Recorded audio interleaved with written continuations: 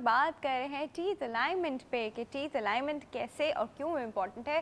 Doctor साहब ने कहा सिर्फ एस्थेटिक्स के लिए नहीं, ये इसलिए भी इम्पॉर्टेंट है ताकि उसकी सफाई अच्छे से हो सके और जो दांत आपस में एक दूसरे पे चढ़े हुए होते हैं उनकी सफाई बीच दांतों की भी नहीं होती, उनकी अपनी सर्फेस भी नहीं होती और इससे सबसे पहले मसूड़े ख़राब होते हैं। हाँ जी, मसूड़े भी ख़राब हो सकते हैं। पहला साइन तो ये होता है कि bleeding gums, halitosis, bad smell, ये वो सारा कुछ, और गम रिसेशन, मसूड़े नीचे आ जाते हैं और फिर आगे जाते जाते वो दांत भी बाहर आ जाता है। हाँ एग्जैक्टली, स्लोली ग्रेजुअली वो दांत मोबाइल हो जाता है। दूसरा, अगर उसकी अपनी सफाई भी नहीं होगी तो उस पर भी कीड़ा लग सकता है। बिल्कुल बिल्कुल। अच्छा डॉक्टर साहब, ये एक सिचुएशन है। दूसरी सिचुएशन ये है कि कुछ लोगों का नीचे वाला जॉ जो होता है आगे होता है और ऊपर वाला पीछे होता है। मतलब नॉर्मली हम लोग के यूं होता है, ऊपर वाला आगे होता है, नीचे वाला पीछे होता है, पर कुछ लोगों का नीचे वाला आगे होता है और ऊपर वाला पीछे होता है। तो इस सिचुएशन को करेक्ट करना ज़रूरी है क्या? बिल्कुल बहुत ज़रूरी है, एस्थेटिकली बहुत ज़रूरी है, क्योंकि ये जो हमारा जो आपने बताया ना कि ये ऊपर का जो जॉ है और ये नीचे का जॉ है, एक्चुअली ये रिलेशनशिप होती है। हाँ। तो ऊपर का जॉ और नीचे का जॉ ऐसा होता है। लेकिन एक कंडीशन होती है जिसको हम क्लास 3 मैल ओक्लूजन कहते हैं। उसके अंदर क्या होता है कि नीचे की जो जबड़ा होता है या जॉ है, लोअर मैंडिबल, वो आगे उसकी ग्रोथ फास्ट होती है। अब वो ग्रोथ जब ऐसी होती है तो ऊपर वाला जबड़ा पीछे रह जाता है, तो पेशेंट जो है वो क्लास 3 मैक्लूजन की तरफ आ जाता है। अब इसकी बाइट भी अच्छी नहीं होती, एस्थेटिकली भी अच्छी नहीं, फंक्शनल भी वो नहीं होता, खाने को अच्छी तरह चबा भी नहीं सकता। तो अब क्या करते हैं कि हमारे पास ऑप्शंस होते हैं पेशेंट की एज के ऊपर। अगर पेशेंट ग्रोइंग एज में है, 13 ईयर 14 ईयर्स का है, तो आप कुछ ऐसे ट्रीटमेंट करते हैं जिसके अंदर आप जो है इस जॉ की ग्रोथ को मिनिमाइज़ कर देते हैं, रोक देते हैं और इस मैक्सिला की ग्रोथ को फॉरवर्ड आगे लेके जाते हैं। अगर तो वो ग्रोइंग एज ख़त्म हो चुकी है और पेशेंट जो है वो 16-17 ईयर्स के अंदर है, तो फिर आपके पास ऑप्शंस जो है वो कम हो जाते हैं। उसमें फिर आपका ये होता है कि आप फिर जो नीचे वाला जबड़ा है उसको सर्जिकली सेट बैक कर दें, तो वो एक रिलेशन को लागे और ये नॉर्मलाइज कर देते हैं। तो ये क्लास 3 मैक्लूजन है। ये ज़्यादातर जो है वो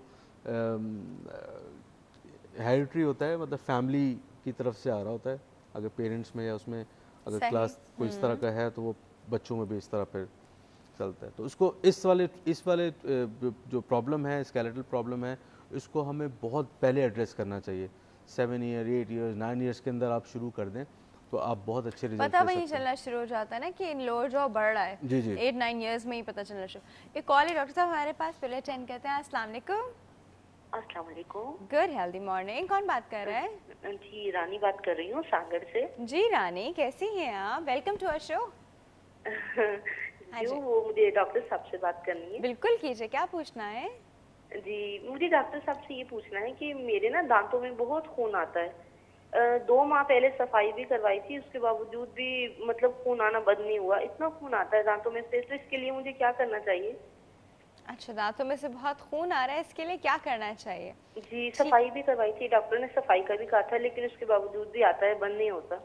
सफाई के बाद थोड़ा सा भी आपको फर्क नहीं पड़ा है? नहीं नहीं, सफाई के बाद भी फर्क नहीं पड़ा है। हालांकि उन्होंने इतनी अच्छी अच्छी मेडिसिन दी थी, वो भी खाई, लेकिन उनके बाद भी फर्क नहीं पड़ा। अच्छी थी वो मेडिसिन, टेस्ट में अच्छी थी। अच्छा चले, तो अब आप वैसे क्या करती हैं अपनी दांतों की सफाई के लिए, क्या यूज करती हैं? वैसे तो ना जैसा कि पेस्ट है जो मेडिकेम है, वही डॉक्टर ने कहा था कि वही इस्तेमाल करें, वही करती हूँ। अच्छा चले जी, ठीक है। हम आपको मुझे आपसे डॉक्टर राफिया, मुझे आपसे ये पूछना था कि साइकोलॉजिस्ट कब आएंगे?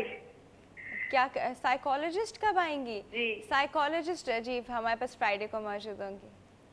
जी? फ्राइडे के दिन हमारे पास साइकोलॉजिस्ट मौजूद होती है। अच्छा अच्छा जी, ठीक बहुत है, शुक्रिया। थैंक यू सो बहुत मच। शुक्रिया। थैंक यू डॉक्टर साहब। अब मैं कुछ नहीं कहूँगी, आपने खुद ही सुन लिया। हाँ, इसमें तो बस ये सबसे पहले तो ये कि जैसे ये जो प्रॉब्लम हो रही है ब्लीडिंग गम्स का, ये बहुत कॉमन है और इसलिए सबसे इम्पोर्टेंट ये है कि जो आपका डेंटिस्ट है उसको सफाई करनी आनी चाहिए। ठीक है, कुछ इनको अच्छी तरह पता होगा कहाँ गई हैं ये। अगर एक अच्छा डेंटिस्ट होगा तो वो एटलीस्ट है कि वो जो हम कहते हैं कि डीप क्यूरेटाज हो अच्छी से, तो अगर वो एक्सक्यूज़ मी, अगर वो कर रही है इस तरह की सफाई हुई तो ठीक है, ये एक दफ़ा और विज़िट करें। और इसमें मेडिसिन का बहुत मिनिमम रोल है। मैं समझता हूँ कि अच्छा पेस्ट हो, अच्छा माउथ वॉश हो, ब्रशिंग टेक्निक अच्छी आती हो और दोबारा से विज़िट करके देखें, कोई ऐसा कोई इशू नहीं है। अगर कोई और दूसरा इशू है, कोई गम का इशू है, कोई वाइटामिन डेफिशिएंसी जैसे सी वगैरह का होता है इसका, वो उसको भी ज़रा सा देख लें, रूल आउट कर लें अगर वो इशू तो नहीं है। अदरवाइज़ ये कोई लोकल इशू है तो इसको प्रॉपरली अगर वो हैंडल कर लें तो वो सही हो जाएगा। अच्छा डॉक्टर साहब, जिस तरह उन्होंने एक लोकल सी टूथपेस्ट का जो नाम लिया इसके बीच में, हमारे यहाँ पे लोग जो हैं वो उस तरह की टूथपेस्ट यूज़ करते हैं और सिम्टोमेटिकली ट्रीट हो जाते जी, हैं, जी। आई शुड से, मतलब जो कॉज होता है वो वहीं रहता है। तो थोड़ा सा इस बारे में थोड़ा सा अवेयरनेस कर बस दीजिए ये लोगों के लिए। तो एक ऐसा सवाल है इस पे ज़्यादा बोलना नहीं चाहिए लेकिन इसमें ये है कि सही। डेंटिस्ट जो है वो ब्रांड सेलर नहीं होना चाहिए। उसको खुद पता होना चाहिए कि वो जो चीज़ रिकमेंड कर रहा है, सही। और बहुत सारे फैक्टर्स हैं स्टेरॉइड का, बहुत लोग अब तो लोगों को पता है। तो ऐसे प्रोडक्ट्स इसके अंदर स्टेरॉइड्स वगैरह हों कुछ ऐसे, तो वो सर हम लोग देख रहे हैं ना कि शायद इन्हें नहीं पता है। हाँ, तो अब अगर वो सारी चीज़ें हैं, क्योंकि देखो पेशेंट तो नहीं जाके कर सकता कि इसके अंदर क्या है, ये तो डेंटिस्ट है रिकमेंड कर रहा है। और यूजुअली हमारे डेंटिस्ट भी करते हैं, और जो क्वैक्स हैं, जो अनक्वालिफाइड डेंटिस्ट हैं, वो तो बहुत ज़्यादा इसका एग्जैक्टली इन कर चीज़ों रहे का हो, सहारा बहुत लेते हैं। ज़्यादा सहारा लेते हैं। तो कोशिश ये करें कि डेंटिस्ट की रिकमेंडेशन, बहुत कम डेंटिस्ट ऐसे प्रोडक्ट्स यूज़ कराते हैं। हमेशा ब्रांडेड जो अच्छे मल्टीनेशनल कंपनीज के हों, मैं तो ये कहता हूँ कि आप ब्रांड ना होगा, मल्टीनेशनल अच्छे प्रोडक्ट्स हैं जो कि टेस्टेड हैं, उसको आप यूज़ करवाएं।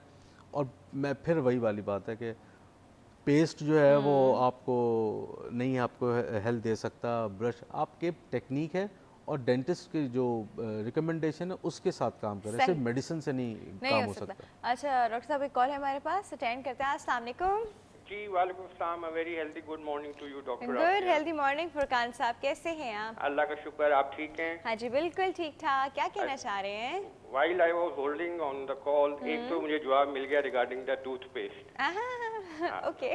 मैं मेरा वैसे क्वेश्चन ये था कि when I go to supermarket तो कौन 100 किस्म के टूथपेस्ट होते हैं, कौन सा पिक करना चाहिए? बहरहाल कुछ इसमें अगर रोशनी डाल सकें। दूसरी बात ये कि कैन मिसवाक रिप्लेस टूथ